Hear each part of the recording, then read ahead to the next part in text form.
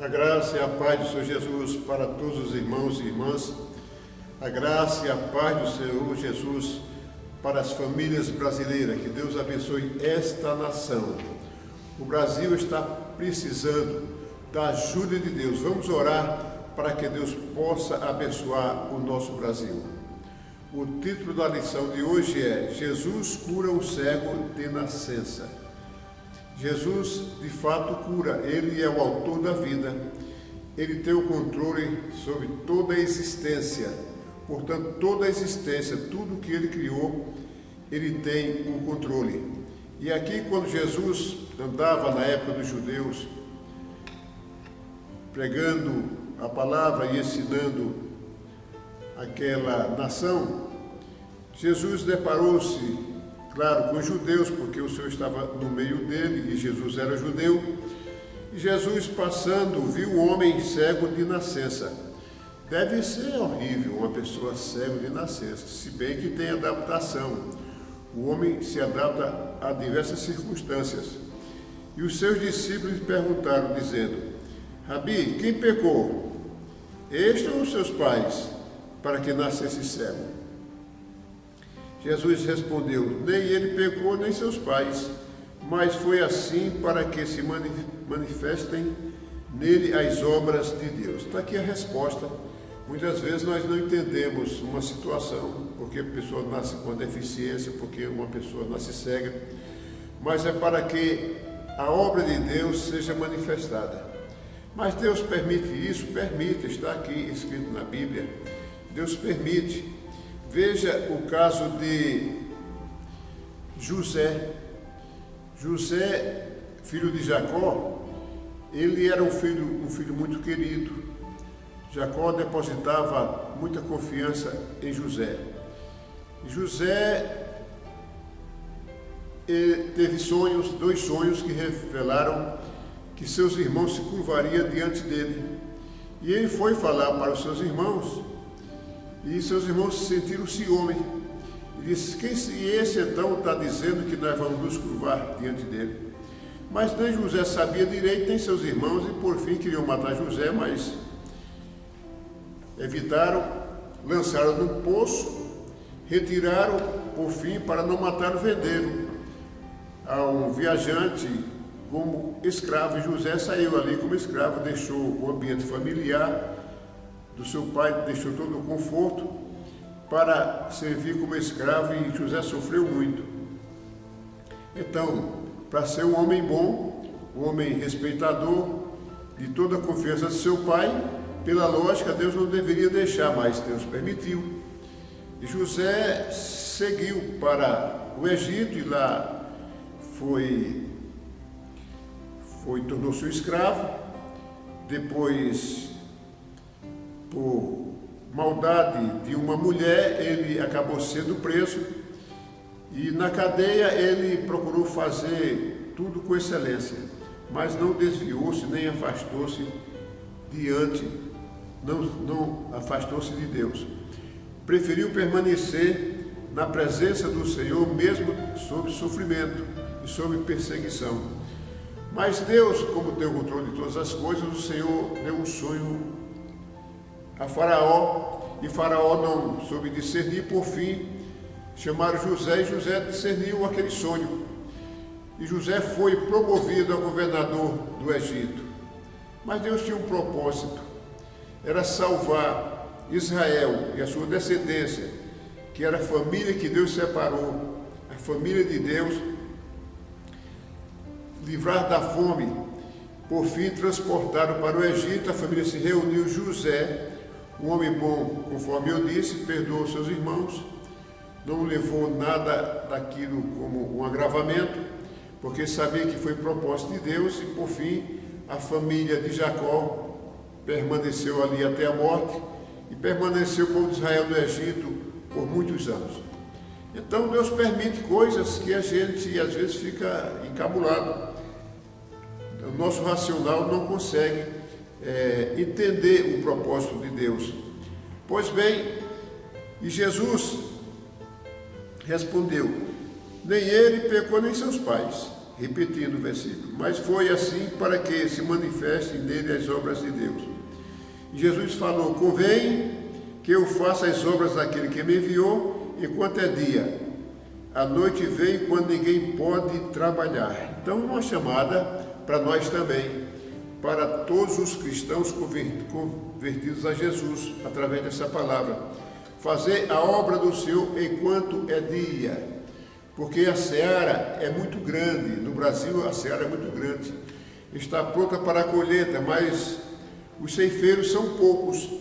E Jesus nos chama a atenção aqui, que convém que faça a vontade de Deus. É maravilhoso o homem permanecer firme na presença do Senhor e fazer a vontade dele, porque nós estamos agradando aquele que é maior.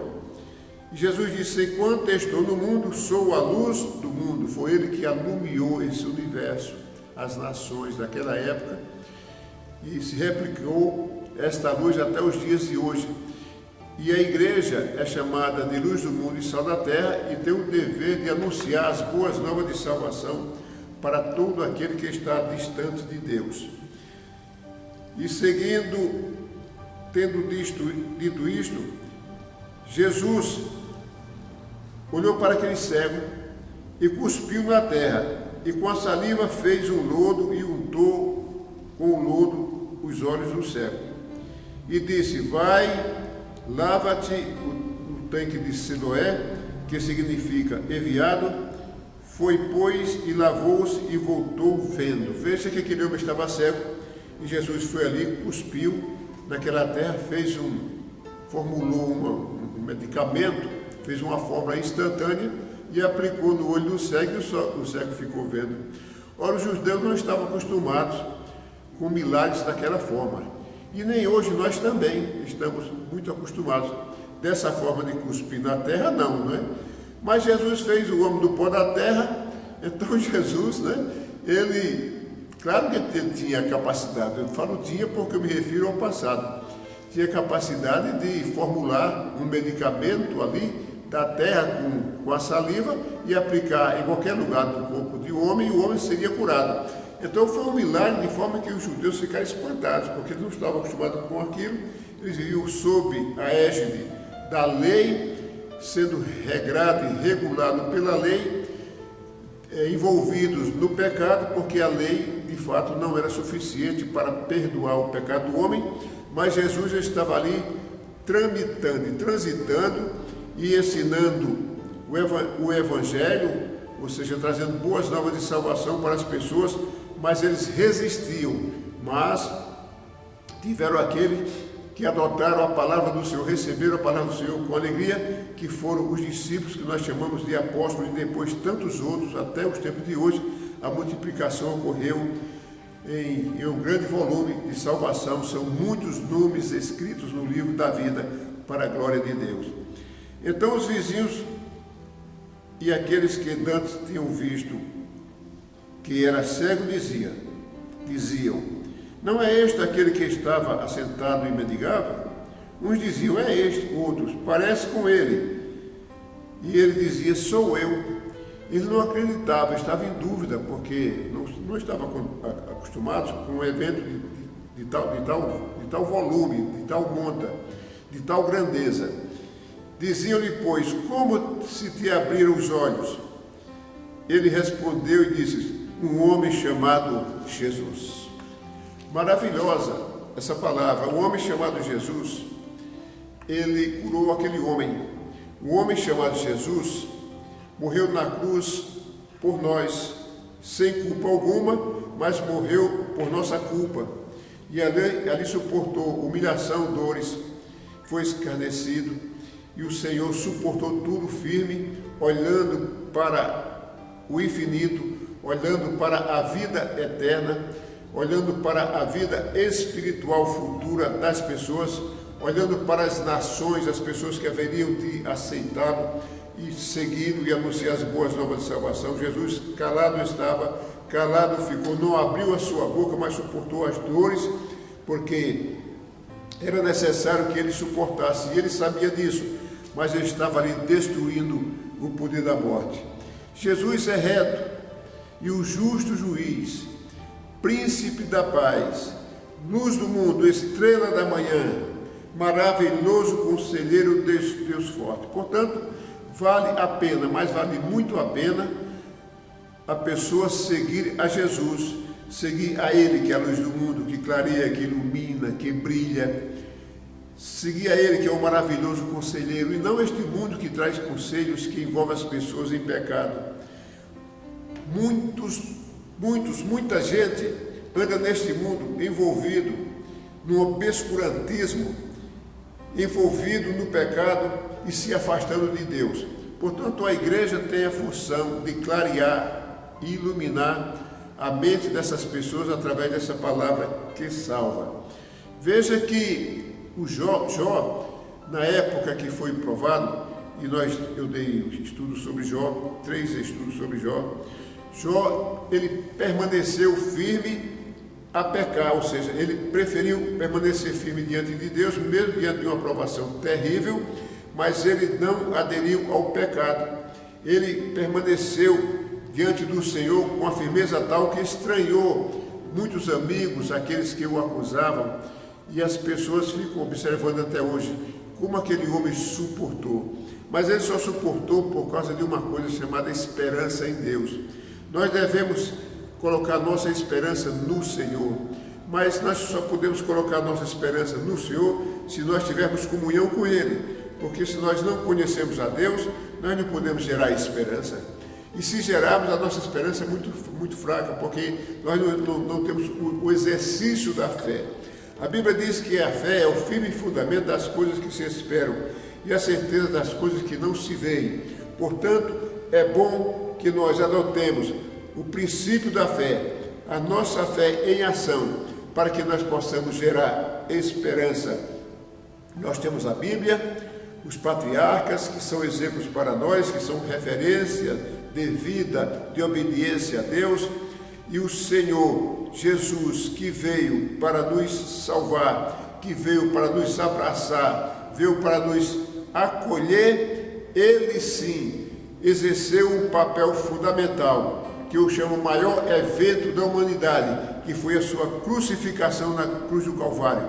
Mas ele só foi crucificado porque ele quis se entregar voluntariamente, porque ninguém jamais daria conta de crucificar o Senhor, nem muito menos matá-lo, porque o Senhor foi aquele que gerou a vida, Ele é o autor da vida, mas porque Ele é o autor da vida, Ele amou o mundo, porque a vida foi gerada por Ele. É como os filhos, portanto, filhos como da geração, mas nós precisamos ser adotados agora pelo Senhor nessa segunda etapa, porque sendo nós adotados pelo Senhor, nós teremos vida com Ele. Portanto, ter vida com aquele que é reto e justo, com aquele que nós chamamos de príncipe da paz, o estrela da manhã, maravilhoso conselheiro, Deus forte, nós estamos abastecidos e guarnecidos, nós estamos bem guardados pelo Senhor. Portanto, irmãos, não sejamos como os judeus daquela época que rejeitaram a Jesus. Não rejeite o Senhor Jesus, porque isso não é um bom negócio, mas vamos aceitá-lo como Senhor e Salvador de nossas vidas, para que nós possamos ter uma vida de gozo no futuro, pois Jesus, conforme eu disse, na cruz do Calvário, olhava para a eternidade, olhava para mim e olhava para você. Ele estava já te amando, estava me amando. Ele sabia dos nossos conflitos a partir do nosso nascimento, sabia dos nossos pecados a partir do nosso nascimento, mas Ele esteve na cruz do Calvário, foi exatamente para passar a régua nesses pecados, limpar-nos deste pecado, porque o mundo vem pesado sobre as pessoas, vem assolando as pessoas, vem tumultuando a alma das pessoas, trazendo sacolas de lixo todo dia, colocando na mente das pessoas para que eles possam pensar e ressignificar esse lixo terrível, esse lixo fedorento.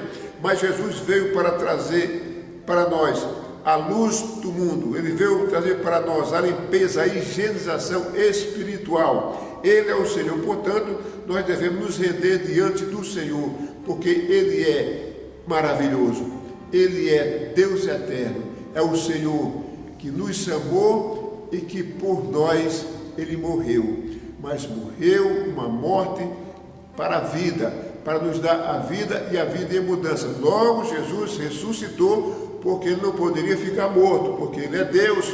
Ele ressuscitou e subiu a Deus e está à direita de Deus Pai Todo-Poderoso.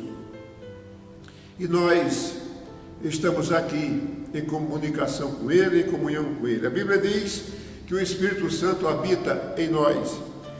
Habitando o Espírito Santo em nós, habita Deus e Jesus. Esse é o meu entendimento, porque os três são um só. Portanto, nós temos a liberdade de orar ao Senhor.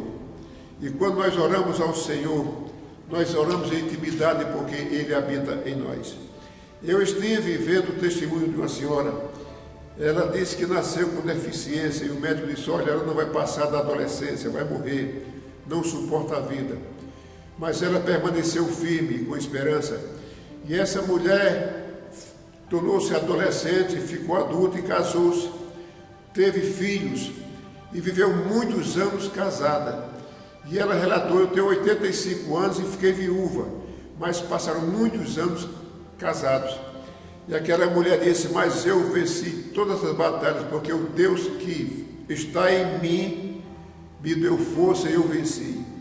E eu fiquei observando a palavra daquela mulher: o Deus que está em mim. Verdade é que o Espírito Santo de Deus está em mim, o Espírito Santo de Deus está em você. Portanto, nós devemos ter zelo das nossas palavras, ter zelo daquilo que nós fazemos, termos o cuidado com as coisas, com as práticas que nós vivenciamos, porque Ele que é santo está em nós. Portanto, nós devemos ser santo como Ele é santo. Apóstolo Paulo disse: olha, sejam meus imitadores, sejam meus imitadores, como eu sou imitador de Cristo. Siga este exemplo, essa referência.